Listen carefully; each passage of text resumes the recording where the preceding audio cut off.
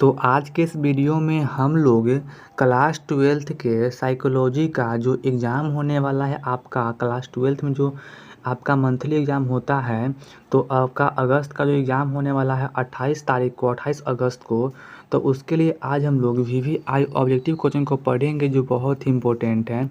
तो अगर आपका एग्ज़ाम है तो आप लोग इसे अच्छे से देखते रहिए, वीडियो बहुत ही इम्पोर्टेंट होने वाला है। तो वीडियो को शुरू करते हैं और आज का पहला क्वेश्चन दिया हुआ है 1 नंबर। इसमें कह रहा है क्या, मनोविज्ञान में सर्वप्रथम बुद्धि परीक्षण की शुरुआत किसने की थी? तो इसका आंसर हो जाएगा ऑप्शन नंबर बी, यानी कि बिने जी ने किया था। ऑप्शन नंबर बी इसका आंसर बिल्कुल ही राइट आंसर होगा। आगे दिया हुआ है 2 नंबर क्वेश्चन कर रहा है क्या, निम्नलिखित में से कौन सृजनात्मक चिंतन की अवस्था नहीं है? तो इसका आंसर होगा ऑप्शन नंबर ए, सत्यापन। ऑप्शन नंबर ए इसका आंसर बिल्कुल ही राइट आंसर होगा। आगे दिया हुआ है, जिन व्यक्तियों की बुद्धि लब्धि 80 से 89 के बीच होती है उन्हें क्या कहते हैं? तो उन्हें कहते हैं, क्या कहते हैं? उन्हें कहते हैं सामान्य व्यक्ति। समझे? ऑप्शन नंबर डी इसका आंसर बिल्कुल ही राइट आंसर होगा। आगे दिया हुआ है, निम्नलिखित में से कौन सा युंग के व्यक्तिगत प्रकार के अंतर्गत नहीं आता है या शामिल नहीं है? तो इसका आंसर हो जाएगा आपको अंतर्मुखी इसमें शामिल नहीं है। ऑप्शन नंबर ए इसका आंसर बिल्कुल ही राइट आंसर होगा। अब देखिए आगे दिया हुआ है 5 नंबर। इसमें कह रहा है क्या, टाइप सी व्यक्तित्व का प्रतिपादन किसने किया? तो इसका आंसर होगा आपका फ्रीडमैन ने किया था। ऑप्शन नंबर सी इसका आंसर बिल्कुल ही राइट आंसर होगा। आगे दिया हुआ है 6 नंबर। यहाँ पर कह रहा है क्या, व्यक्तित्व का विकास का सही क्रम क्या है? तो इसका आंसर हो जाएगा आपको, पहला आपका आता है इसमें इदम, दूसरा है अहम और चौथा है पाराहम। समझे? ऑप्शन नंबर बी इसका आंसर बिल्कुल ही राइट आंसर होगा। आगे दिया हुआ है 7 नंबर। कथानक आत्मबोध परीक्षण के निर्माता कौन है? कथानक आत्मबोध परीक्षण के निर्माता कौन है? तो इसका आंसर होगा ऑप्शन नंबर बी, यानी कि मुर्रे एवं मार्गन जी है। ऑप्शन नंबर बी इसका आंसर बिल्कुल ही राइट आंसर होगा। आगे दिया हुआ है 8 नंबर। यहाँ पर कह रहा है क्या, निम्नलिखित में से कौन सामाजिक प्रतिबल है? इसमें से कौन सा एक ऐसा है जो सामाजिक प्रतिबल है? तो इसका आंसर होगा कुंठा। ऑप्शन नंबर बी इसका आंसर राइट होगा, कुंठा एक सामाजिक प्रतिबल है। आगे दिया हुआ है 9 नंबर।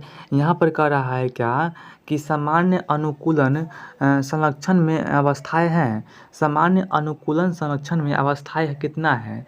तो इसका आंसर होगा ऑप्शन नंबर ए, यानी कि 2 अवस्थाएं हैं। ऑप्शन नंबर ए इसका answer is the right answer होगा। आगे दिया हुआ है 10 नंबर। इसमें कह रहा है क्या, इनमें से कौन असमानताओं के जैविकीय कारक नहीं है?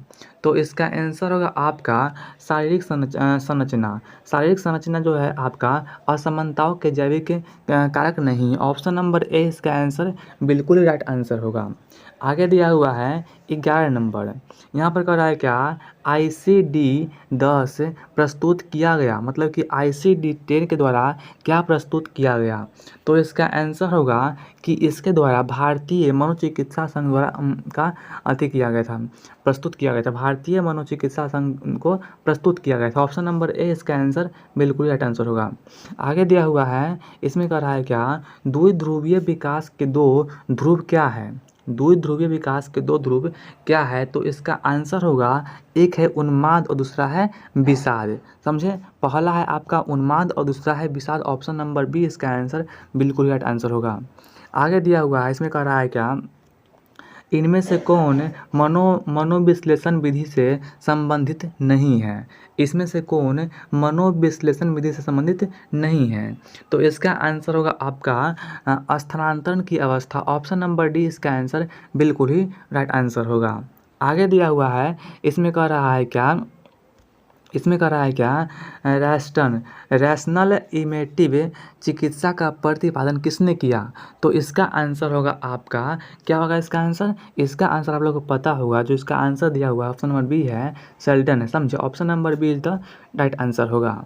अब देखिए आगे दिया हुआ, इसमें कह रहा है क्या, पतंजलि के प्रसिद्ध योग सूत्र में कितना मार्ग है? पतंजलि के प्रसिद्ध योग सूत्र में कितना योग के मार्ग हैं? तो इसका आंसर होगा कि इसमें 8 योग के मार्ग है। Option number C is the right answer. आगे दिया हुआ है 16 नंबर, यहाँ पर कह रहा है क्या? पूर्वाग्रह एक प्रकार का क्या है? पूर्वाग्रह एक प्रकार का क्या है? तो इसका आंसर होगा यह एक प्रकार के मनोवृत्ति है। ऑप्शन नंबर ए इसका आंसर राइट होगा, पूर्वाग्रह एक प्रकार की मनोवृत्ति है। आगे दिया हुआ है, इसमें कह रहा है क्या? मनोवृत्ति निर्माण के सांस्कृतिक कारक की भूमिका पर बल दिया गया किसके द्वारा?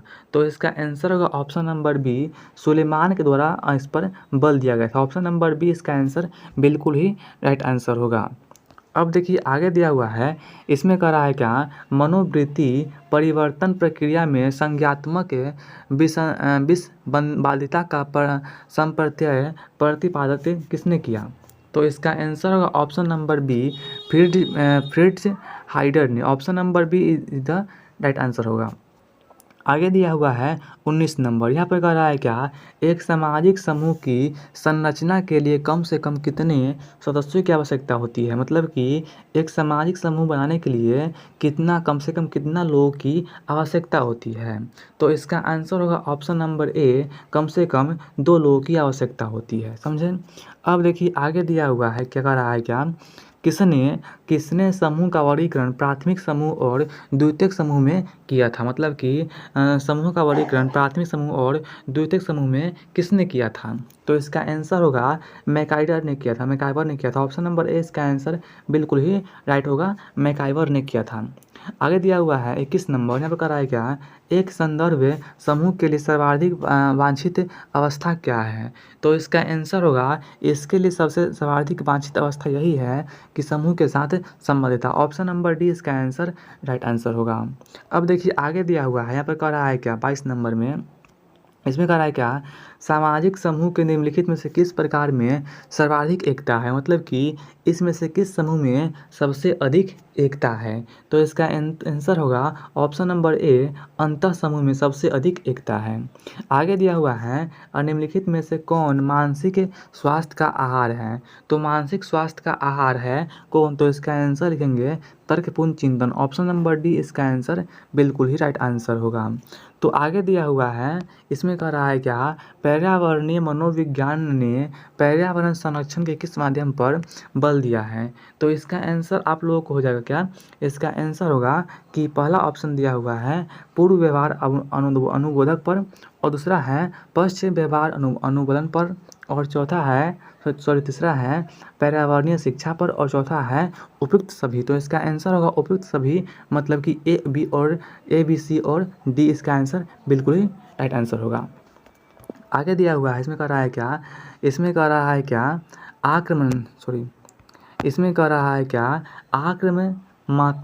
आक्रामकता का कारण कौन नहीं है? इसमें से कौन आक्रामकता का कारण नहीं है? तो इसका आंसर होगा ऑप्शन नंबर ए, मॉडलिंग नहीं है। आगे दिया हुआ है, इसमें कह रहा है क्या? संचार कौशल के लिए कौन सा कौशल अनिवार्य नहीं है?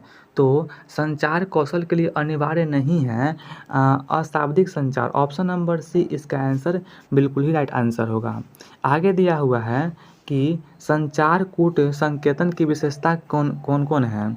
तो इसका आंसर होगा ऑप्शन नंबर डी, यानी कि कूट संकेतन में व्यक्ति अपनी भावनाओं को विकसित करता है। आगे दिया हुआ है, इसमें कह रहा है क्या? व्यक्तित्व के शील गुण उपगम के अग्रणी मनोवैज्ञानिक किसे कहा गया है? तो इसका आंसर होगा ऑप्शन नंबर ए, फ्रायड को कहा गया है। ऑप्शन नंबर ए इसका आंसर बिल्कुल राइट आंसर होगा, फ्रायड को। आगे दिया हुआ है, एक ध्रुवीय विकार का दूसरा नाम क्या है? एक ध्रुवीय विकार का दूसरा नाम क्या है? तो इसका आंसर होगा विषादी विकार इसका नाम है। आगे दिया हुआ इसमें कह रहा है क्या? किसने कुंठा आक्रमण सिद्धांत का प्रतिपादन किया था? मतलब कि कुंठा आक्रमण सिद्धांत का प्रतिपादन किसने किया था? तो इसका आंसर होगा option number C, Miller, Adler और युंग ने किया था। ऑप्शन नंबर सी इसका आंसर बिल्कुल ही राइट आंसर होगा, एडलर और युंग ने किया था। अब देखिए आगे दिया हुआ है, निम्नलिखित में से किस मात्रक से ध्वनि को माप सकते हैं। तो ध्वनि को मापने के लिए आप लोग को पता होगा, जो आपका डेसिबल है इससे हम लोग ध्वनि को मापते हैं। ऑप्शन नंबर सी इसका आंसर बिल्कुल ही राइट आंसर होगा। आगे हैं, फ्रायड के अनुसार इलेक्ट्रा की अवधि में लड़कियां प्रतियोगिता करती है, किससे करती हैं। तो इसका आंसर होगा कि वह अपने भाई से करती है। लड़कियां अपने भाई से प्रतियोगिता करती है। आगे दिया हुआ इसमें कह रहा है क्या, मनोवृत्ति परिवर्तन के द्विस्तरीय समप्रत्यय का प्रतिपादन किसने किया। तो इसका आंसर होगा ऑप्शन नंबर सी, यानी कि एम मोहसिन ने किया था। ऑप्शन नंबर सी इसका आंसर बिल्कुल ही राइट आंसर होगा। आगे दिया हुआ इसमें कह रहा है क्या, इसमें कह रहा है भाई कि फ्रायड के अनुसार मन का आक्रामक मॉडल क्या है। तो इसका आंसर होगा आपका क्या होगा, पराहम है। ऑप्शन नंबर डी इसका आंसर बिल्कुल ही राइट आंसर होगा। आगे दिया हुआ है लास्ट क्वेश्चन दिया हुआ है कि मॉडलिंग प्रविधि का प्रतिपादन किसने किया। मॉडलिंग प्रविधि का प्रतिपादन किसने किया। तो इसका आंसर क्या होगा, आप लोगों को पता होगा, जो इसका प्रतिपादन किया था वो लिंडस्ले और स्किनर थे। ऑप्शन नंबर बी इसका आंसर बिल्कुल ही राइट आंसर होगा। तो आज के इस वीडियो में इतना ही था। अगर आप लोगों को वीडियो अच्छा लगा होगा तो वीडियो को लाइक कर दीजिएगा, और इसी प्रकार की वीडियो पाने के लिए चैनल को सब्सक्राइब करके ऑल में कर लीजिएगा। और अब मिलते हैं अगले वीडियो में, तब तक के लिए धन्यवाद।